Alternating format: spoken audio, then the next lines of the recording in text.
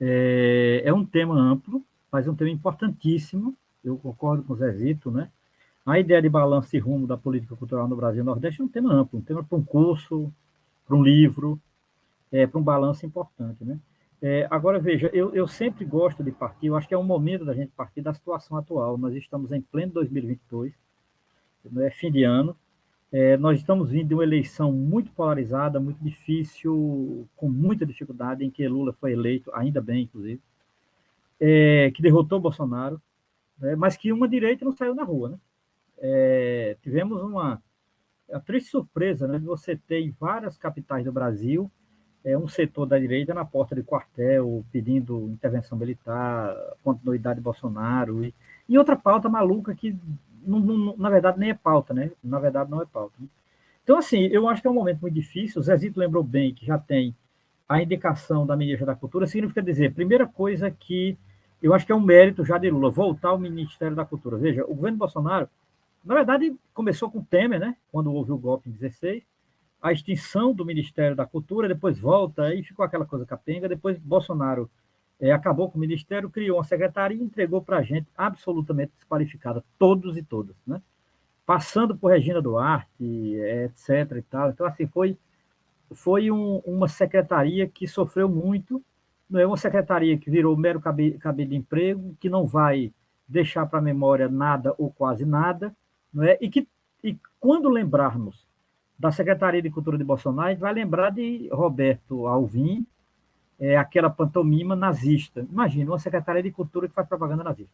Então, assim, agora, eu queria retomar aqui uma experiência que eu acho importante, que é recuperar a memória. Veja, o Ministério da Cultura, ele oficialmente ele nasce com a Nova República, porque antigamente era MEC, Ministério da Educação e Cultura, né? Então a ditadura juntou Educação e Cultura no Ministério só, basicamente foram militares.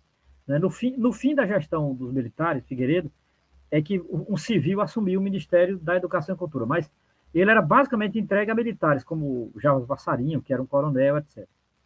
Agora, com o governo Sarney, primeiro o governo Tancredo, depois o governo Sarney, volta ao Ministério da Cultura e é entregue a Celso Furtado. É um marco, a gente não pode esquecer.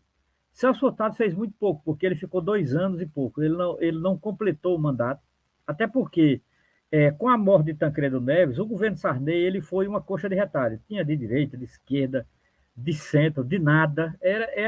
Foi um governo difícil, o governo Sarney. Né? Inclusive, instalou uma violenta crise depois de 88, e nesse sentido se tornou muito difícil a continuidade de Celso Furtado. Né? Celso Furtado pertencia à corda de Tancredo Neves. Celso Furtado é um economista muito importante paraibano, foi ministro de João Goulart, sempre teve um projeto para o Nordeste, foi o criador da Sudene, o fundador da Sudene, e foi preso e foi exilado e basicamente ficou um bom tempo fora do Brasil. E Celso Furtado sempre tinha uma concepção de cultura vinculada à ideia de desenvolvimento. Para ele, cultura não era mero entretenimento. Para Celso Furtado, cultura não era apenas divertimento, cultura não era apenas ornamento, cultura não era apenas folclore ou coisas exóticas. Né? Cultura para Celso Furtado, e aí eu acho que ele avança em relação a um monte de gente, cultura está intimamente vinculado à noção de desenvolvimento. Né? Eu até estou com um livro aqui que eu estou divulgando, que é o livro de um colega nosso da UF, chamado César Bolânio, que é o Conceito de Cultura e Celso Furtado. Né? Eu acho importante esse livro de Bolânio, porque ele faz ele vai a fundo da concepção de economia da cultura de Celso Furtado e pega um pedaço da gestão dele enquanto gestor público e tal. Então, nesse sentido, eu acho muito importante, né, começarmos falando de Celso Furtado.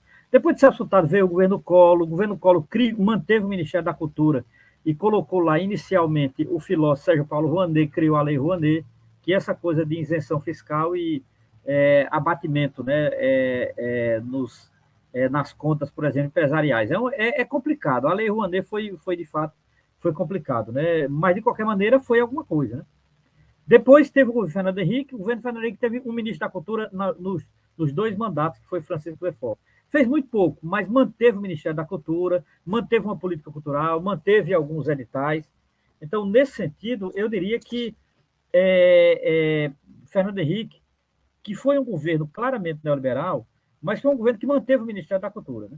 E manteve alguns editais. Eu acho importante isso. Agora, de fato, um divisor de águas no debate cultural brasileiro, enquanto política cultural, enquanto gestão cultural, foi o governo Lula, com a gestão de Gilberto Gil. Ora, Gilberto Gil baiano, eu espero que agora Margareth Menezes, sendo baiana também, retome, não é, na linha de Gilberto Gil, que foi. A experiência de Gilberto Gil foi muito boa, Carlos, muito boa mesmo. Gilberto Gil, primeiro, ele trabalhou em cima dos editais, Gilberto Gil basicamente trabalhou em cima dos editais, regionalizou os editais, tirou aquela coisa de São Paulo e Rio, basicamente abocanhar tudo. Então, assim, ele fez um edital regionalizado em que o Acre tinha condição de disputar, Sergipe tinha condição de disputar, o Amapá, Roraima, Rondônia, etc. Então, eu acho que foi muito importante, né? Depois, ele criou a Ancine, depois a questão do apoio ao cinema foi muito importante. Foi um dos melhores momentos do cinema brasileiro nas últimas décadas, foi na gestão do governo Gilberto Gil. Por quê? Porque ele fez uma aliança do Ministério da Cultura com a Petrobras. A Petrobras influenciou, financiou e ajudou muito o cinema brasileiro, né? Curta, documentário, ficção. O Doc TV, foi muito importante o Doc TV, né? Foi criação também de Gilberto Gil. E, de certa forma, as leis de incentivo à cultura, a preocupação com o cinema nacional, né? A valorização do cinema nacional, a preocupação com a produção nacional, a ideia, que sempre foi um problema do cinema brasileiro, que é a exibição. Você produz filme e ninguém vê. Então, a ideia de exibir, de fazer programação, de criar programação gratuita com a Petrobras. Por exemplo, um projeto que era 18 horas, que era curtas exibidos gratuitamente no shopping, no cinema de shopping. Foi muito interessante, eu vi muito curta assim e tal. Então, assim, você teve um governo Lula, que obviamente não foi só flores, tinha contradições, tinha dificuldade. O próprio Lula, em algum momento, foi problema para a própria cultura, porque Lula escutava muito o Grupo Severino Ribeiro, esses grupos mais poderosos e tal. Próprio, né, de Lula. Essa coisa meio aliancista, essa coisa da conciliação é uma característica de Lula. Atrapalhou um pouco o próprio Ministério da Cultura, mas, de qualquer maneira, não comprometeu, de maneira nenhuma. Eu diria que foi uma experiência muito rica no campo da cultura, né?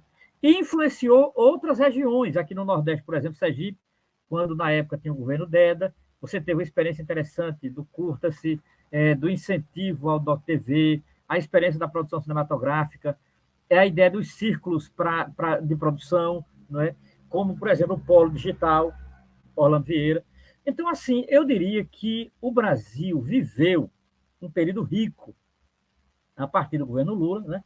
E que no governo Lula tem uma coisa que aí eu quero terminar com isso, porque só são 10 minutos, que foi a retomada de Gilberto Gil da linha de Celso Furtado. Eu diria que Gilberto Gil leu Celso Furtado. Gilberto Gil tinha uma equipe muito furtadiana, né? E essa equipe retomou um debate que Celso Furtado tinha nos anos 80, que era a democratização das expressões culturais passa por uma ideia de desenvolvimento. Então, significa dizer, cultura tem que estar vinculada ao desenvolvimento, porque cultura é direito, cultura não é exotismo, cultura não é algo que pode ser ou pode não ser. Não, cultura é importante para o desenvolvimento de um país, cultura é importante para a consolidação democrática, e cultura é importante, aí sim, para um tema que para mim me é muito caro, que é o tema da memória. É fundamental. O Brasil é um país sequelado na memória. Cara, quando você vê esse bando de gente na porta de quartel, pedindo intervenção militar, parece que a gente não teve uma ditadura. Parece que não teve tortura, parece que não teve exílio, parece que não teve assassinato, né? Ainda tem pessoas que têm seus parentes que foram assassinados. Ainda tem corpos desaparecidos que talvez não voltem mais nunca. Né? Por conta de quê? Por conta dessa violência terrorista do Estado. Né? Então, nesse sentido, a cultura ela tem um papel importante na memória, né? De formar uma memória, de consolidar uma memória democrática. Então, eu diria que é um momento de balanço, e eu acho que a palavra que Zé sugeriu, a palavra balanço, ela é importante, né? Eu sei que talvez não temos tanta coisa assim, mas a palavra balanço ela faz sentido. Por quê? Porque nesse momento de transição, em que nós passamos 4 anos de desgraça com o governo Bolsonaro, agora que entra o governo Lula, a gente pode respirar, a gente pode fazer política, a gente pode pensar política e a gente pode pensar seriamente política cultural. E eu desejo que Margareth Menezes ela faça uma gestão tão boa quanto a de Gilberto Gil, né? E, acima de tudo, pense cultura como desenvolvimento, pense cultura como política pública e, acima de tudo, pense em recuperar a memória da tradição cultural brasileira, que eu acho que ajuda muito. E, necessariamente, a gente entra em campo para combater esse fascismo. O fascismo no Brasil não está morto. E ele vai precisar de uma política cultural efetiva. Eu diria que, primeiro, Margareth Menezes, o governo Lula vai ter que fazer uma coisa completamente diferente do Bolsonaro. Isso não quer dizer começar sabendo que é terra arrasada, né? primeira coisa. Segundo, insistir, radicalizar a política dos editais, dar chance às pessoas disputarem de maneira igual para conseguir verba para fazer o trabalho. O trabalho pode ser teatral, pode ser cinematográfico, pode ser literário, pode ser poético, pode ser uma produção digital, pode ser produção musical. Então, assim, o importante é que as produções brasileiras tenham apoio, tenham incentivo e tenham dinheiro para isso. É absolutamente fundamental. Olha, a gente combate o fascismo na rua, eu acho que está faltando o povo na rua para combater o fascismo. Isso é o que eu diria, o combate direto ao fascismo. E a gente pode combater o fascismo indiretamente. Para mim, Carlos, o fascismo, e eu aprendi lendo o grande e maravilhoso Antônio Gramsci. Gramsci é fundamental. E eu entendo porque a direita adora falar de Gramsci. Porque Gramsci, de fato, é um pensador marxista estratégico, né? E principalmente no campo da cultura. Aprendi com Gramsci uma coisa: você pode combater a cultura por combater o fascismo por dois caminhos. O caminho direto, que é o caminho do confronto direto e para cima do fascismo, e um confronto indireto, que são as políticas culturais. Né? Você incentivar políticas culturais libertárias, você incentivar políticas culturais democráticas, você incentivar políticas culturais à base da educação popular e da cultura popular. Nós temos uma tradição importante de cultura popular. Né?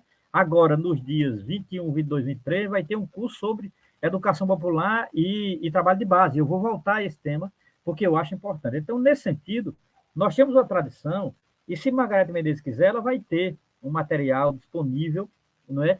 Enquanto memória, para que a gente faça, de fato, política cultural efetiva, que, ao mesmo tempo que paute o desenvolvimento do país, paute também a questão do combate ao fascismo. É isso.